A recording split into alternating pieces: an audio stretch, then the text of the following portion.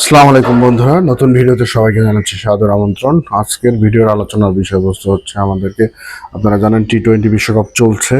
তো টি-20 বিশ্বকাপ নিয়ে হচ্ছে আজকের আলোচনার বিষয়বস্তু থাকবে। তো বাংলাদেশ বনাম শ্রীলঙ্কার মধ্যকার যে ম্যাচটি হবে, অর্থাৎ আগামীকালকে 6:30 সকাল বাংলাদেশ সময় সকাল 6:30 যে ম্যাচটি হবে, সেটি নিয়ে হচ্ছে আজকের আলোচনার বিষয়বস্তু। তো আপনারা জানেন শ্রীলঙ্কা কিন্তু প্রথম ম্যাচে কিন্তু লজ্জাজনকভাবে হেরেছে হচ্ছে দক্ষিণ আফ্রিকার বিপক্ষে। মাত্র 77 রানে কিন্তু তারা গুটিয়ে যায়, এবং যেটা আমরা দেখতে পাচ্ছি, অর্থাৎ দক্ষিণ আফ্রিকার সিম বোলিংও যথেষ্ট শক্তিশালী ছিল। এছাড়া হচ্ছে ইউএস এর উইকেট কিন্তু পেস বোলারদের, বিশেষ করে সিম বোলারদের নতুন বলে কিন্তু বেশ সহায়ক হিসাবে কাজ করছে। অর্থাৎ আর্লি আর্লি মুভমেন্ট কিন্তু বলাররা পাচ্ছেন, এবং নতুন বল থেকে কিন্তু নতুন বলের সিম থেকে কিন্তু সুইং আদায় করে নিতে পারছেন। তো যেটা কাজে লাগিয়ে, যেটা কিছুটা টি-20-র জন্য কিছুটা হচ্ছে সমস্যার, যেটাই হচ্ছে শ্রীলঙ্কার ব্যাটসম্যানদের ক্ষেত্রে কিন্তু ঘটেছিল। শ্রীলঙ্কার টপ অর্ডার কিন্তু দক্ষিণ আফ্রিকার সিম অ্যাটাকের আগে সামনে কিন্তু দাঁড়াতেই পারেনি। তো সেই বিধ্বস্ত শ্রীলঙ্কা কিন্তু আগামীকাল মোকাবেলা করবে হচ্ছে বাংলাদেশের। তো আগামীকাল সকাল 6:30 বাংলাদেশের পক্ষে শ্রীলঙ্কা এই ম্যাচটি খেলবে। তো এই ম্যাচটি যদি শ্রীলঙ্কা হেরে যায়, শ্রীলঙ্কা কিন্তু মোটামুটি বলা যেতে পারে টুর্নামেন্ট থেকে আউট, এবং বাংলাদেশের হচ্ছে যাত্রা শুরু হচ্ছে আগামীকালের ম্যাচ থেকে। তো বাংলাদেশের কিন্তু যেহেতু লো স্কোরিং ম্যাচ হচ্ছে এই টি-20 বিশ্বকাপে, বাংলাদেশের একটি ভালো সুযোগ আমার মনে হচ্ছে যে ক্রিয়েট হয়ে গিয়েছে।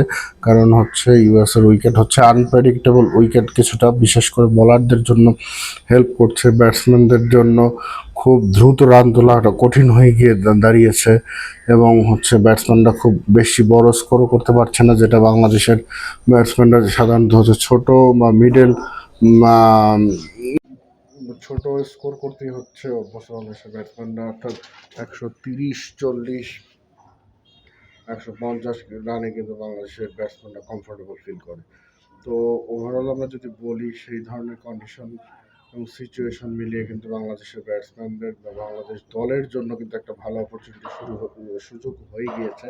যদিও আমরা টুর্নামেন্টের শুরুতে ভেবেছিলাম বাংলাদেশ হয়তো বাজেভাবে হয়তো টুর্নামেন্ট শেষ করবে, তবে এখন উইকেটের যে কন্ডিশন দেখা যাচ্ছে, সেক্ষেত্রে কিন্তু বাংলাদেশে ভালো একটা সুযোগ তৈরি হয়েছে। অর্থাৎ বাংলাদেশ যদি টসে জিতে যদি শ্রীলঙ্কাকে আর্লি ব্যাটিংয়ে নামিয়ে যদি 110 থেকে 130 রানের মধ্যে গুটিয়ে দিতে পারে, বাংলাদেশের পক্ষে কিন্তু জেতার জন্য ভালো একটা সুযোগ থাকবে। এবং শ্রীলঙ্কার এখন যে ব্যাটিং অর্ডার রয়েছে, ভালো ব্যাটিং অর্ডার থাকলেও কিন্তু তারা কিন্তু আসলে সবসময় ক্লিক করতে পারছেন না। বিশেষ করে কুশল মেন্ডিস বা চারিতা আসালাঙ্কা যদি স্কোর করতে না পারছেন, সেক্ষেত্রে কিন্তু তাদের ব্যাটিং অর্ডার কিন্তু খুব একটা জ্বলে উঠতে পারছেন না, এবং লেট অর্ডারে কিন্তু ম্যাথিউস বা দাসুন থানাকের কাছ থেকেও কিন্তু বড় কেমিয়া পাওয়া যাচ্ছে না। তো সব দিক মিলিয়ে বাংলাদেশের একটা ভালো সুযোগ রয়েছে।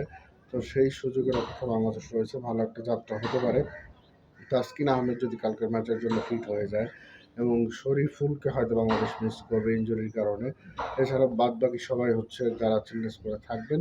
শুধু বাংলাদেশের টেনশনের জায়গাটা হচ্ছে টপ অর্ডার যদি খুব দ্রুত কলাপস না করে, বিশেষ করে লিটন দাসকে কালকে বসিয়ে রাখাটাই হবে বুদ্ধিমানের কাজ, এবং সৌম্য সরকার এবং তানজিম হাসান তানজিম তামিমকে দিয়ে হয়তো ওপেন করা হতে পারে।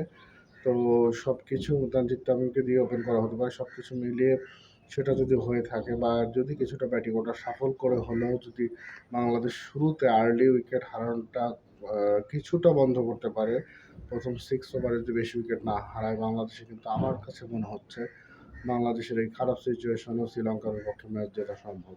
তো কালকের ম্যাচে কি হয় সেটা দেখার অপেক্ষা